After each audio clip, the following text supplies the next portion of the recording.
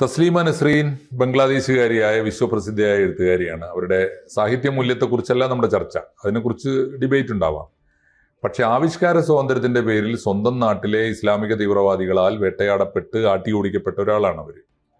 തീർച്ചയായിട്ടും ഈസ്റ്റ് ബംഗാൾ എന്ന് നമ്മൾ വിളിക്കുന്ന ബംഗ്ലാദേശിൽ നിന്നൊരു എഴുത്തുകാരിക്ക് സുരക്ഷിതമായി ആത്മബന്ധമുള്ള ഒരു അഭയം എന്ന നിലയിൽ അവർ കൽക്കത്തയിലാണ് വന്ന് 94 തൊട്ട് 2007 വരെ അവർ ഇന്ത്യക്കാരി അല്ലെങ്കിൽ പോലും ഇന്ത്യ വളരെ പരസ്യമായി ഇന്ത്യ ഗവൺമെന്റ് അഭയം കൊടുത്തതിന്റെ അടിസ്ഥാനത്തിൽ കൽക്കത്തയിൽ ജീവിച്ചു വന്നതാണ്. പക്ഷെ കൽക്കത്തയിലും ഇതേ തീവ്രവാദികൾ വന്നു. അങ്ങനെയാണ് 2007 അവർക്ക് കൽക്കത്ത വിട്ടുപോകേണ്ടി വന്നത്. 2007 കൽക്കത്തയിൽ അവർ വിട്ടുപോകുന്ന സമയത്ത് അവിടെ CPM ആണ് ഭരിക്കുന്നത്. ബുദ്ധദേവ് ഭട്ടാചാര്യയും കൂട്ടരും ഒക്കെയാണ്. ഇവർക്ക് സംരക്ഷണം കൊടുത്തില്ല, ഇസ്ലാമിക തീവ്രവാദികളെ ഭയന്നിട്ട്. അത് കഴിഞ്ഞിട്ട് അവിടെ കഴിഞ്ഞ 10 കൊല്ലം 2015 തൊട്ട് 25 വരെ അല്ലേ മമതയാണ് ഭരിച്ചത്. അവരും ഇവരെ പലപ്പോഴും അപേക്ഷിച്ചു, ഞാൻ വന്നോട്ടെ, എനിക്കവിടെ താമസിക്കാനാണ് ഇഷ്ടം, കൽക്കത്തയാണ് എൻ്റെ പ്രിയപ്പെട്ട നാട് എന്നൊക്കെ പലതവണ അവർ എഴുതുകയും പറയുകയൊക്കെ ചെയ്ത് ഞാൻ വായിച്ചിട്ടുണ്ട്. പക്ഷേ കൊടുത്തില്ല. ഒരു പൊതുപരിപാടിക്ക് പോലും അവരെ അങ്ങോട്ട് അടുപ്പിക്കാനുള്ള സുരക്ഷിതത്വം പ്രശ്നമാണ്, സെക്യൂരിറ്റി റിസ്ക് ആണ് എന്നൊക്കെ പറഞ്ഞ് മാറ്റി നിർത്തി. ഇപ്പൊ നീണ്ട 19 കൊല്ലത്തിന് ശേഷം ഈ ഓഗസ്റ്റ് 1-ാം തീയതി കൽക്കത്തയിലെ മുഴുവൻ സെക്കുലർ മനസ്സുള്ളവർ, അല്ലെങ്കിൽ ഫ്രീഡം ഫൈറ്റേഴ്സ് ഓഫ് കൽക്കത്ത എന്നൊക്കെ പറഞ്ഞിട്ട് 1-2 സംഘടനകൾ, സെക്കുലർ കൽക്കത്ത എന്നൊക്കെ പറഞ്ഞിട്ട് ഉള്ള സംഘടനകൾ ചേർന്ന് അവിടെ ഒരു പരിപാടി നടത്തുന്നു. പരിപാടി പൊതുപരിപാടിയാവാം, ലിറ്റററി ഫെസ്റ്റിവലാണ്. പക്ഷെ ചീഫ് ഗസ്റ്റ് തസ്ലീമ നസ്രീനാണ്. കൗതുകം നിറഞ്ഞൊരു കാര്യം, ബംഗാൾ മുഖ്യമന്ത്രി സുവേന്ദു അധികാരി ആ പരിപാടിയിൽ പങ്കെടുക്കുന്നു എന്നുള്ളതാണ്. അപ്പൊ തന്നെ അതിന് സുരക്ഷ ഉറപ്പായി. മാത്രമല്ല, സുവേന്ദുവിനോട് ചോദിച്ചത്, സാഹിത്യം ആണിത്, ഇതിനകത്ത് രാഷ്ട്രീയമൊന്നുമില്ല, പക്ഷേ ഇന്ത്യയിലേക്ക് വരുന്ന ഒരു അതിഥിക്ക് സെക്യൂരിറ്റി മീൻസ് അവർക്ക് സംരക്ഷണം കൊടുക്കാൻ ഞങ്ങൾ ബാധ്യസ്ഥരാണ്, അത് എന്തു വില കൊടുക്കും എന്നാണ്. തസ്ലീമ സന്തോഷത്തോടെ സ്വീകരിച്ചിട്ടുണ്ട്. 19 കൊല്ലത്തിന് ശേഷം എനിക്ക് എൻ്റെ ഏറ്റവും പ്രിയപ്പെട്ട നഗരത്തിലേക്ക് വരാൻ സൗകര്യം ചെയ്തു തന്നതിന് സുവേന്ദു അധികാരിയോടും BJP മുഖ്യമന്ത്രിയോടും ഗവൺമെന്റിനോടും ഇന്ത്യ ഗവൺമെന്റിനോട് പ്രത്യേകമായി അവർ നന്ദി പറഞ്ഞിട്ടുണ്ട്. എന്താണ് TGയുടെ ഒരു കമന്റ്? ഈ തസ്ലീമ നസ്രീൻ, സൽമാൻ ഖുർഷ്ദി ഇതുപോലെയുള്ള ആളുകൾ ലോകത്തിലെ തന്നെ സെക്കുലർ വാദികൾക്കൊരു എംബറാസ്മെൻ്റാണ്.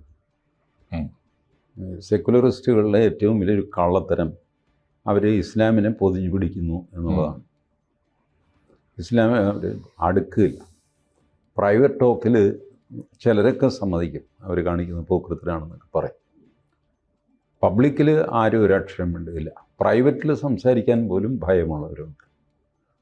അപ്പോൾ അവരുടെ എപ്പോഴും ഒരു കാലിലെ മുള്ളാണ് ഈ തസ്ലീമ നസ്രീൻ, അതുപോലെ തന്നെ സൽമാൻ ഖുർഷി. ലോകത്തിലെ വലിയ സെക്യുലറിസ്റ്റുകളെ പരിഭ്രമിപ്പിച്ചിട്ടുള്ള 2 പേരാണ് ഇവർ. തീർച്ചയായിട്ടും ഇന്ത്യൻ മതേതരവാദികളുടെ പൊള്ളത്തരാണ് പുറത്തു വരുന്നത്. ഒന്ന് ഈ തസ്ലീമ നസ്രീൻ വഴി, പിന്നെ സൽമാൻ നൂപുർ ശർമ്മ വഴി. നൂപുർ ശർമ്മ ഇന്ത്യയിലെ സെക്യുലർവാദികളുടെ മാത്രമല്ല ഹിന്ദുത്വവാദികളുടെ വരെ തോല് പൊളിച്ച ഒരു സംഭവമാണ് നൂപുർ ശർമ്മ. നൂപുർ ശർമ്മയെ അവർ വക്താവിൻ്റെ സ്ഥാനത്ത് നിന്ന് മാറ്റിയല്ല BJP. ഇതുവരെ തിരിച്ചെടുത്തിട്ടില്ല അവരെ.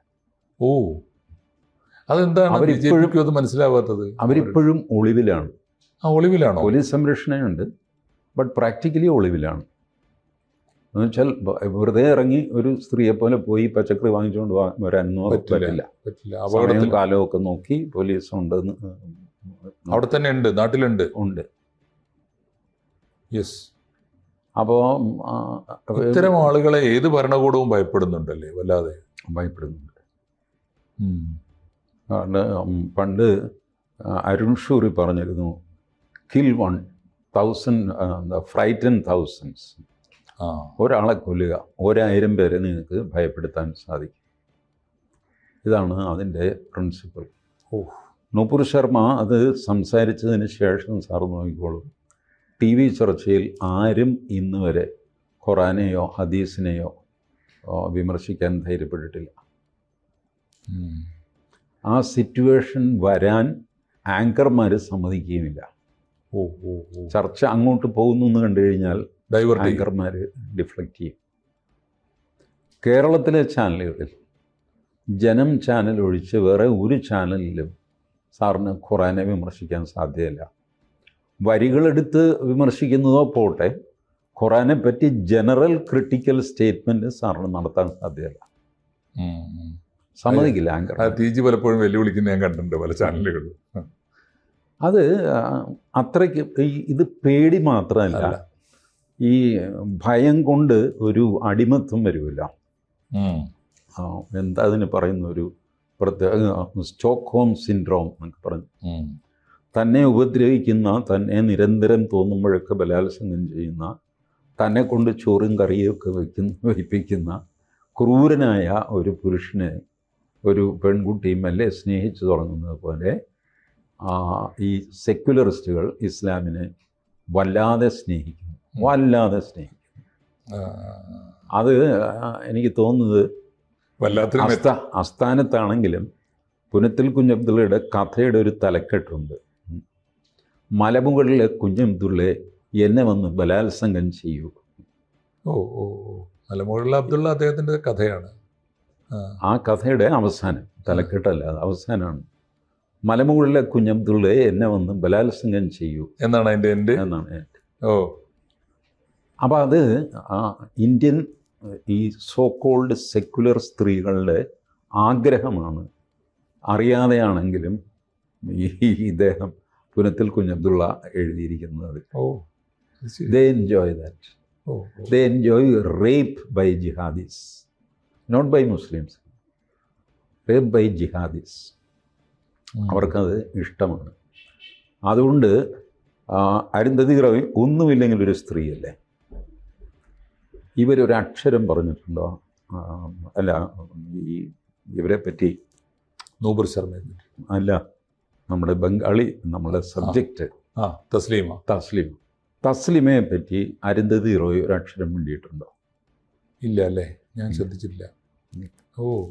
മിണ്ടില്ല അവര്. വലിയ സ്ത്രീ സംരക്ഷണം, മനുഷ്യാവകാശവും സ്ത്രീ സംരക്ഷണവും കുലത്തൊഴിലായിട്ട് കൊണ്ടു നടക്കുന്ന എത്ര പേരുണ്ട് കേരളത്തിൽ? സ്ത്രീയെ സംരക്ഷിക്കുന്നവർ വലിയ വലിയ ആൾക്കാർ. നമ്മുടെ എന്താ PK Shrimati teacher, KK Shailaja teacher മുതൽ ദീപാ നിശാന്ത്, ശാരദക്കുട്ടി, ഒരുപാട് പേര്. ആരെങ്കിലും ഈ തസ്ലീമയെ പറ്റി ഒരക്ഷരം പറയുമോ? പറയില്ല. എത്ര വക്കീലന്മാരുണ്ട് സുപ്രീം കോടതിയിൽ സ്ത്രീകളുടെ അവകാശത്തിന് വേണ്ടിയിട്ട് ഫ്രീ ആയിട്ട് വാദിക്കുന്നവർ. പക്ഷെ തസ്ലീമയുടെ കാര്യം വേണ്ടിയില്ല. ബിക്കോസ് ഭാഗികമായിട്ട് വളരെ ചെറിയൊരു ശതമാനത്തിൽ പേടിയുണ്ട്. ബാക്കിയുള്ളവർ ദേ എൻജോയ് ദാറ്റ്. എനിക്ക് ഇത് മാനസികാവസ്ഥ മനസ്സിലാവുന്നുണ്ടായിരുന്നില്ല. പക്ഷെ പുനത്തിൽ കുഞ്ഞബ്ദുള്ളയുടെ ഈ കഥ വായിച്ചപ്പോൾ എനിക്കത് മനസ്സിലായി. എക്സ്പ്ലിസിറ്റ് ആയിട്ടാണ്, ഒളിച്ചു വയ്ക്കാതെയാണ് പുനത്തിൽ അത് എഴുതിയിരിക്കുന്നത്. പുനത്തിൽ ആ അർത്ഥത്തിലൊരു വലിയ ഉൾക്കാഴ്ച ഉണ്ടല്ലേ ആ പ്രയോഗത്തിൽ. ഞാൻ ആ അർത്ഥത്തിൽ അത് ആ കഥയുടെ കഥാംശം ഇതൊന്നും അല്ല കേട്ടോ. കഥാംശം സെക്യുലറിസമാണ്, അങ്ങോട്ട് ഒന്നുമല്ല. ബട്ട് ആ അവസാനത്തെ ലൈൻ ചില സാഹിത്യകാരന്മാർ ഓർക്കാതെ കാലാതിവൃത്തിയായ വരികൾ എഴുതും. അവർക്ക് തന്നെ അറിഞ്ഞുകൂടാ ഈ സാധനം കത്തിപ്പോകുന്നത് അല്ലേ കാലം കഴിഞ്ഞാലും. അല്ല, അങ്ങനെയാകുമ്പോൾ ഇപ്പോൾ സുവേന്ദു അധികാരി ഈ ബംഗാളിൻ്റെ ഈ അർത്ഥത്തിലുള്ള സ്വാതന്ത്ര്യത്തിൻ്റെ ഒരു കടം വീട്ടുകയാണോ, അതല്ല അതും അവിടുത്തെ ഇസ്ലാമിസ്റ്റുകളെ പ്രകോപിപ്പിക്കാനുള്ള ഒരു രാഷ്ട്രീയ നടപടിയാണോ? അതുണ്ടാവാം. കാരണം സുവേന്ദു അധികാരിയുടെ ഒരു ലൈൻ അതാണ്, ഈ ഇവരെ കുത്തിയും പുകച്ചും പുറത്ത് ചാടിക്കുക, അവരങ്ങനെ എക്സ്പോസ്ഡ് ആക്കുക. മാളത്തിൽ സുവേന്ദു അധികാരി 5 കൊല്ലമല്ലേ ഉള്ളൂ, അതുവരെ നമുക്കൊന്ന് മാളത്തിലൊന്ന് ഒതുങ്ങാം, സുഖമായിട്ടിരിക്കാം, ഇയാളെ ജനം അട്ടിമറിച്ചോളും, അപ്പോൾ നമുക്ക് പുറത്തിറങ്ങിയിട്ട് വീണു. ആ പരിപാടി ഇങ്ങനെ ഈ മുളക് പൊടിയിട്ട് പുകച്ച് ഇതുങ്ങളെ ഞാനിവിടെ തന്നെ എങ്ങനെയെങ്കിലും പുറത്ത് ചാടുന്നെങ്കിൽ ഇപ്പൊ തന്നെ വാ എന്നുള്ള മട്ടിലാണല്ലേ. ഈ തസ്ലിമയെ കൊണ്ടുവരിക എന്ന് പറഞ്ഞാൽ മറ്റേ ചുവപ്പ് കണ്ട കാളയെ പോലെ ഇവർ വെള്ളം പിടിക്കും. അപ്പോൾ അത് ചെയ്യാൻ വേണ്ടി തന്നെ ആയിരിക്കണം ഇങ്ങനെ അത് ചെയ്തു. പുള്ളി പ്രകോപനപരമായ ഒരുപാട് പ്രസ്താവനകൾ ഇവരെ പ്രകോപിപ്പിക്കാൻ വേണ്ടി തന്നെ നടത്താറൊക്കെ. അതുകൊണ്ട് അങ്ങർക്ക് അതിൻ്റെ അലവൻസും ആവശ്യമില്ല. ഞാൻ ആരെയും അങ്ങനത്തെ ഒരു ലൈൻ അല്ല പുള്ളി പറയുന്നത്. അത് നിന്നെ പ്രകോപിപ്പിക്കാൻ തന്നെയാണ് ഞാൻ വന്നിരിക്കുന്നത്. നീ ഇറങ്ങ് പുറത്തേക്ക്. ഹിറ്റാണ്, സ്ട്രെയിറ്റ്ലി ഹിറ്റാണ് അല്ലേ? എന്തായാലും അത് ആ രാഷ്ട്രീയമായോ? മോദിയുടെ മുദ്രാവാക്യം തിരുത്തിയവനാണ് സുവേന്ദു പരസ്യമായിട്ട്. ഏതാ? സബ്കാ സാത്ത് സബ്കാ വികാസ്. സുവേന്ദു പറഞ്ഞു നോ ऐसा नहीं है, जो मेरा साथ उसका विकास. അത് മതി. ഒരു ഉളിയും പറയൊന്നുമില്ല, സ്ട്രെയിറ്റ് ആണ്. എന്റെ കൂടെ നിൽക്കുന്നവനെ വികാസം, എൻ്റെ കൂടെ നിൽക്കുന്നവനെ ഞാൻ വികസിപ്പിക്കും, എന്നെ എതിർക്കുന്നവനെ ഞാൻ വകവയ്ക്കാൻ പോകുന്നില്ല. സബ്കാ സാത്ത് സബ്കാ, അതൊക്കെ പ്രധാനമന്ത്രിയോട് പോയി പറഞ്ഞു മതി. ഇവിടെ എന്തായാലും കാലത്തിന്റെ ചില കണക്കുകൾ വീട്ടാൻ ഇത്തരം ചില വാശിക്കാരും ദുർവാശിക്കാരും, അതിനോട് നമുക്ക് വിശാല ജനാധിപത്യത്തിന്റെ പേരിൽ അവരോട് വിയോജിക്കുകയും കയർക്കുകയൊക്കെ ചെയ്യാം. പക്ഷെ ഇങ്ങനെ ചിലത് നിർവഹിക്കാൻ ചരിത്രത്തിൽ ചിലപ്പോൾ ഇങ്ങനെ ചിലർ തന്നെ വേണ്ടി വരും അല്ലേ? അല്ല, അത് സിമ്പിൾ ആണ് സാർ. നമ്മൾ ഈ കലണ്ടർ വാങ്ങുമല്ല, അപ്പോൾ കലണ്ടർ ഇങ്ങനെ ചുരുട്ടി അതിനൊരു റബ്ബർ ബാൻഡ് ഉണ്ട്. ഇത് നമ്മൾ വീട്ടിൽ കൊണ്ട് ചെന്ന് നിർത്തി കഴിഞ്ഞാൽ ഇത് പിന്നെയും ചുരുണ്ട് പോകും. അതെ അതെ. നമ്മൾ ചെയ്യുന്നത് എന്താ? മറിച്ചൊന്ന് ചുരുട്ടും. ഈ മറിച്ച് ചുരുട്ടിലാണ് ബംഗാളിൽ ഇങ്ങനെ ചെയ്യുന്നത്. നിങ്ങൾ ചുരുട്ടുന്നതിന് പരിഹാരം ഒന്ന് മറിച്ച് ചുരുട്ടുക എന്നുള്ളതാണ്. വെറുതെ നേരെയാക്കി കഴിഞ്ഞാൽ നേരെ നിൽക്കില്ല, തിരിച്ച് ചുരുട്ടണം. അതുകൊണ്ട് is doing reverse engineering of secularism. മനോഹരമായൊരു മെറ്റഫറാണത്. അത് നമ്മുടെ രാഷ്ട്രീയത്തിൽ അനിവാര്യമായൊരു പ്രക്രിയയാണെന്നാണ് ടി ജി സൂചിപ്പിക്കുന്നത്. തീർച്ചയായിട്ടും ഈ തസ്ലീമ നസ്രീൻ്റെ ഈ വരവിന് അഭിവാദ്യം അർപ്പിക്കാം. യെസ്.